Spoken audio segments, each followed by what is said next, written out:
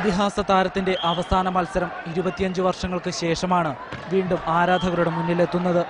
1986-ലെ soul Asian ഗെയിംസിലായിരുന്നു Jimmy George ഇന്ത്യക്ക് വേണ്ടി അവസാനമായി കളിച്ചത്. അന്ന് ഇന്ത്യ ജപ്പാനെ തോൽപ്പിച്ച് വെങ്കല മെഡൽ നേടിയിരുന്നു. ഇന്ത്യ അവസാനമായി നേടിയ ഏഷ്യൻ ഗെയിംസ് വോളി മെഡൽ കൂടിയായിരുന്നു ഇത്. ജിമ്മിയെ കൂടാതെ ഇപ്പോൾ ഗവർണറുടെ ADC-യായ ഉദയകുമാറും സിറിൽ സി വെള്ളൂരുമാണ് ടീമിലുണ്ടായിരുന്നത്. എല്ലാം കൊണ്ടും എല്ലാവരും ഒന്നിനൊന്ന് മെച്ചമായിട്ട് അവരവരുടെ കഴിവിന് പരമാവധി കഴിയുന്ന രീതിയിൽ അന്നത്തെ പെർഫോമൻസ് നന്നായിരുന്നു. എന്നാൽ പോലും ഇപ്പൊ കാണുമ്പോൾ പോലും എനിക്കൊരു ത്രില്ല് തോന്നുന്നുണ്ട്. ഞാൻ 2-3 പ്രാവശ്യം അത് ഇട്ടിട്ട് നോക്കി. കാരണം ഒരു ജപ്പാൻ സർവീസ് സമിതി എല്ലുന്നത് തിരിച്ചു വരുന്നു, അന്നേരം തന്നെ സ്മാഷ് ചെയ്യുന്നു. ഇപ്പോഴും അത് എന്റെ ഓർമ്മയിൽ ഇപ്പോഴും അത് നിൽക്കുന്നുണ്ട്.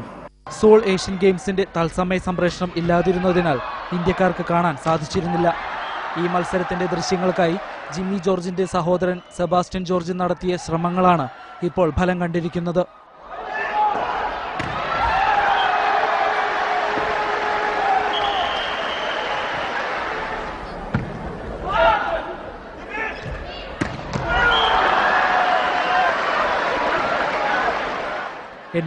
ഇറ്റലിയിലുണ്ടായ ഒരു കാർ അപകടത്തിലാണ് ജിമ്മി ജോർജ് അന്തരിച്ചത്.